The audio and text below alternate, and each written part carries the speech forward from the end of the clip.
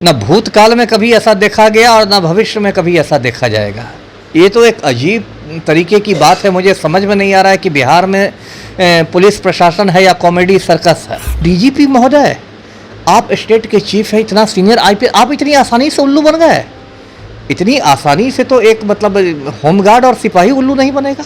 जब आप एक आईपीएस बनते हैं या आईएएस बनते हैं तो आपकी जो निष्ठा होती है वो देश के संविधान के प्रति है ना, देश के कानून के प्रति आप निष्ठा रखते हैं।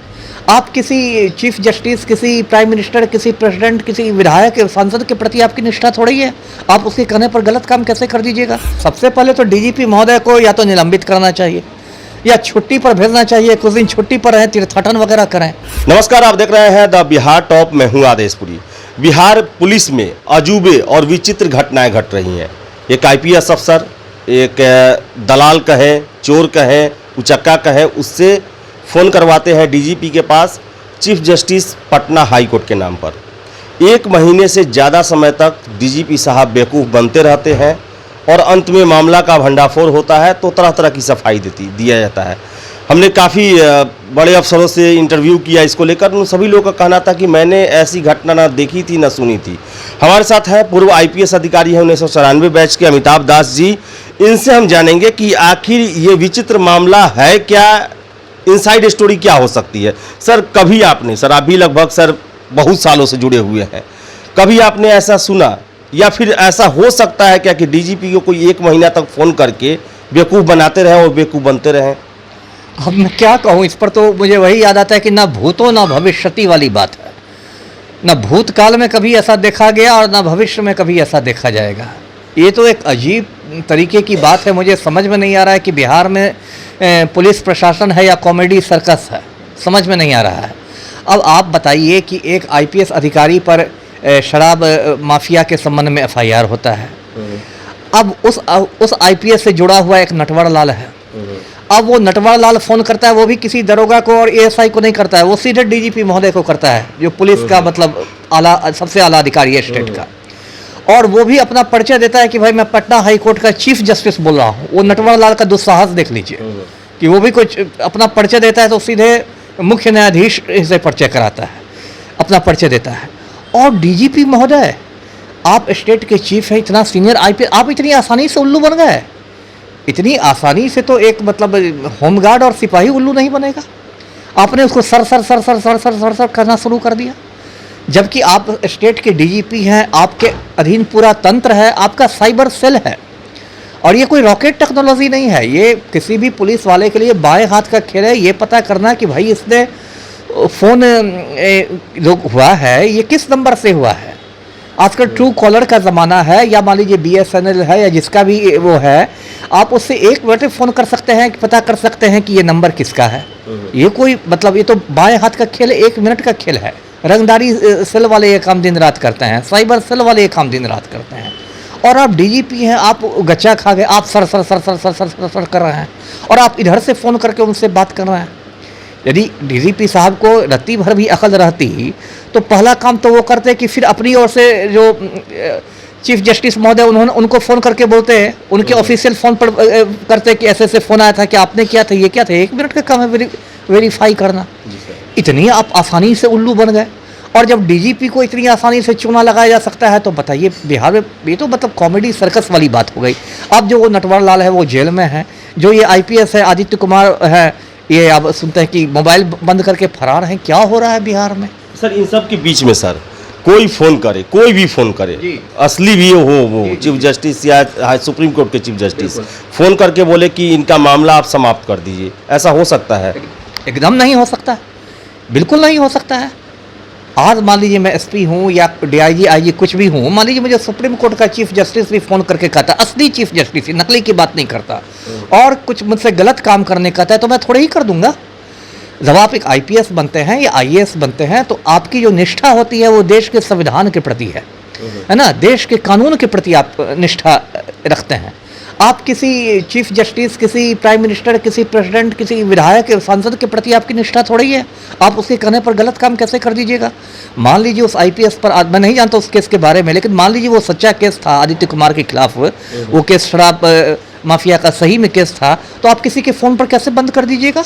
इस पर तो डीजीपी महोदय पर एक्शन होना चाहिए, क्योंकि अगर ये बात है तो इससे ये भी बात निकलती है कि पूर्व में ये डीजीपी महोदय अब तक 100 और केसों को बंद करा चुके होंगे।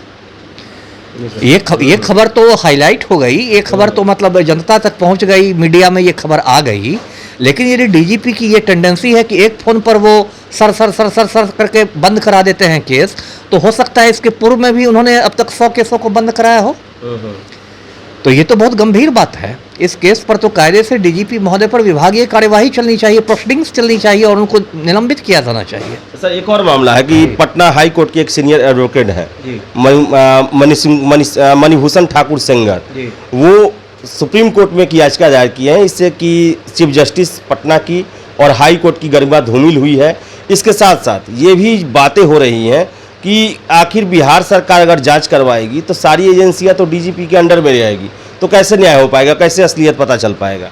इसलिए ना मैंने कहा सबसे पहले तो डीजीपी महोदय को या तो निलंबित करना चाहिए या छुट्टी पर भेजना चाहिए, कुछ दिन छुट्टी पर रहें, तीर्थाटन वगैरह करें, और इसकी जांच होनी चाहिए हाई कोर्ट की सिटिंग जज या हाई कोर्ट के रिटायर्ड जज से, मतलब किसी न्यायिक व्यक्ति के द्वारा जांच होनी चाहिए जो कि मतलब बिहार सरकार के अधीन नहीं रहे, क्योंकि ये तो बहुत गंभीर मामला हो गया ना।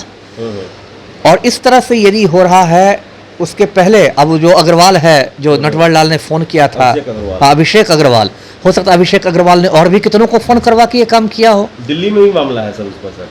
तो ये तो पूरा एक रैकेट चल रहा है ना, ये तो घोटाले की बू आ रही है। ये मतलब एक केस हाईलाइटेड हो गया, लेकिन ये तो पूरा एक लगता है कि ये रैकेट चला रहा है। और देखिए इसका जो दुस्साहस है वो एक दिन में इतना नहीं बढ़ा होगा, इसके पहले इसने कई तरह के इस तरह का मतलब काम किया होगा, तब धीरे धीरे इसका कॉन्फिडेंस बढ़ा होगा। तो ये तो मतलब पूरे सुशासन पर एक सवालिया निशान लगता है कि क्या हो रहा है, ये पुलिस प्रशासन है या कॉमेडी सर्कस चल रहा है बिहार में। जी सर, अब आप आदित्य कुमार जो आईपीएस है उनका भविष्य क्या देखते हैं? एक तो शराबबंदी मामले में कैसे केस बंद कराए वो भी सामने आ गया, दूसरा है कि बंद कराने के लिए जो पैतरा अपना है वो भी सामने आ गया, उनका भविष्य आप क्या देख रहे हैं? आप भविष्य तो मैं इनका बेउर जेल में देख रहा हूँ। अच्छा, है ना, मतलब मुझसे काफ़ी जूनियर है ये लड़का आदित्य कुमार, और ऐसे देखिए तो मतलब मेरा छोटा भाई जैसा हुआ, लेकिन इसकी जो हरकत है, इसकी जो मतलब चाल चलन आप कह लीजिए, भविष्य तो मैं इनका बेउर जेल में देख रहा हूँ।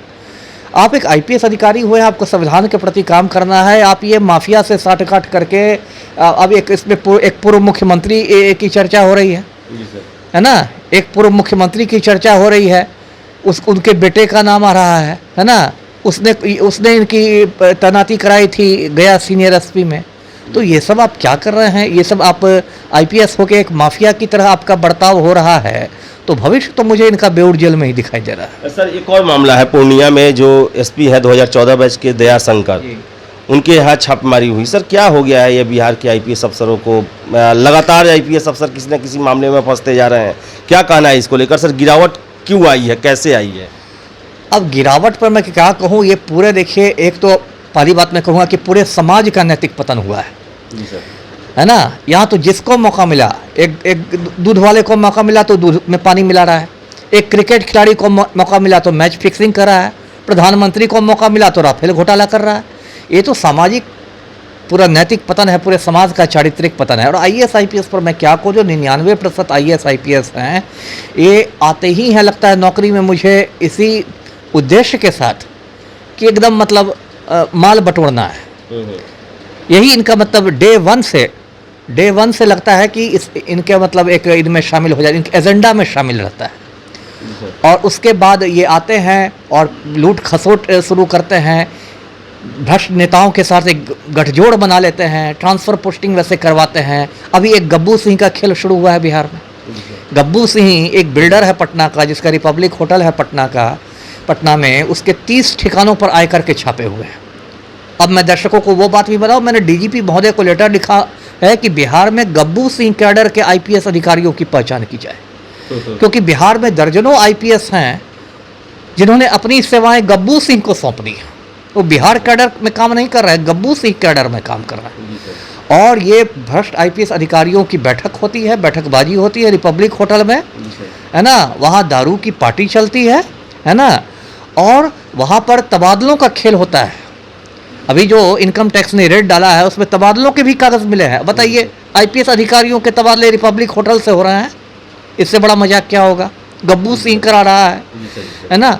और अब ये बात भी आ रही है, तो जांच का विषय है, जांच होनी चाहिए कि गब्बू से ही मनी लॉन्ड्रिंग करता है, मतलब इनकी जो काली कमाई है उसको सफ़ेद करता है, इनके जो बीवी है या और रिश्तेदार है उनके पैसों का निवेश करता है। तो एक गब्बू सिंह का डर पैदा हो गया बिहार में, और मुझे तो समझ में नहीं आ रहा है कहाँ जा रहा है बिहार जी। तो ये थे अमिताभ दास जी, और इन्होंने साफ कहा कि नैतिक पतन जो है वो हो रहा है, और उसी का असर है कि आप देख सकते हैं कि बिहार पुलिस में क्या क्या हो रहा है। इतना सम्मानजनक आईपीएस की नौकरी मानी जाती है और लोग कितना सम्मान देते हैं, लेकिन करतूतें ऐसी आ रही हैं जिसे देखकर पूरा पुलिस विभाग और आम जनता भी शर्मसार हो रही है। तो ज़रूरत है समीक्षा करने की और इन्हें प्रॉपर फिर से ट्रेनिंग देने की।